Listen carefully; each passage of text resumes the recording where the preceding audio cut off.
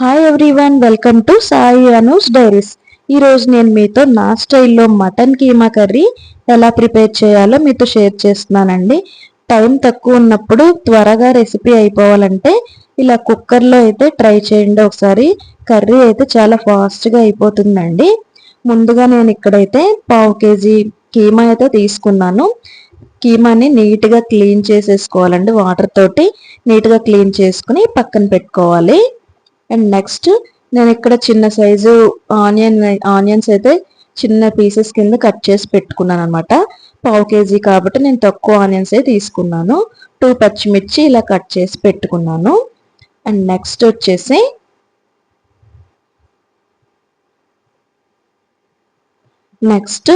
ఇలాగా మన కుక్కర్ పెట్టుకోవాలి స్టవ్ మీద. అండ్ దీంట్లో 2 టేబుల్ స్పూన్స్ ఆయిల్ అయితే యాడ్ చేసుకున్నాను. ఆయిల్ హీట్ అయ్యేంత వరకు వెయిట్ చేయండి.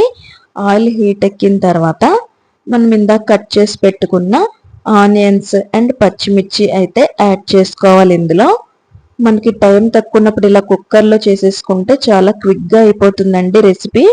ట్రై చేయండి ఒకసారి. ఇలా ఆనియన్స్ వేసుకున్న తర్వాత ఇవి కొంచెం బ్రౌన్ కలర్లోకి వచ్చేంత వరకు బాగా మిక్స్ చేసుకుని ఫ్రై చేసుకోవాలి.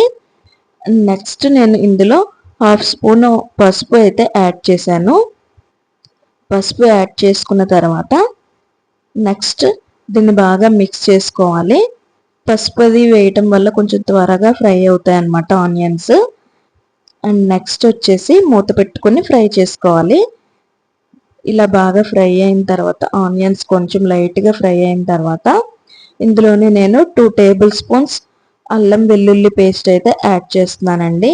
మీ స్పైసీనెస్ తగ్గట్టు మీరు అల్లం వెల్లుల్లి పేస్ట్ అయితే యాడ్ చేసుకోండి. యాడ్ చేసుకుని ఇలా బాగా మిక్స్ చేసుకుని పచ్చివాసన పోయేంత వరకు ఫ్రై చేసుకోవాలి.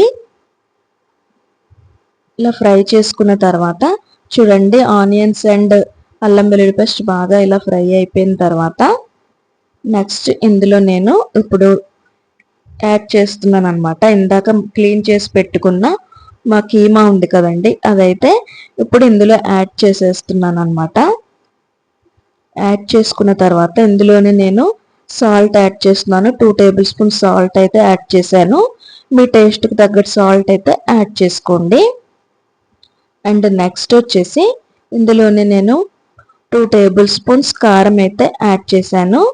మీ స్పైసీనెస్ తగ్గట్టు యాడ్ చేసుకోవచ్చు మీరు. నెక్స్ట్ కారం యాడ్ చేసుకున్న తర్వాత ఇందులోనే నేను నెక్స్ట్ గరం మసాలా అయితే యాడ్ చేస్తున్నానండి. 2 టేబుల్ స్పూన్ గరం మసాలా అయితే యాడ్ చేశాను నేను. మీరు మీ స్పైసీనెస్ తగ్గట్టు గరం మసాలా యాడ్ చేసుకోవచ్చు. ఓకేనా. గరం మసాలా యాడ్ చేసిన తర్వాత నేను కొంచెం ఆయిల్ అయితే వేసానండి.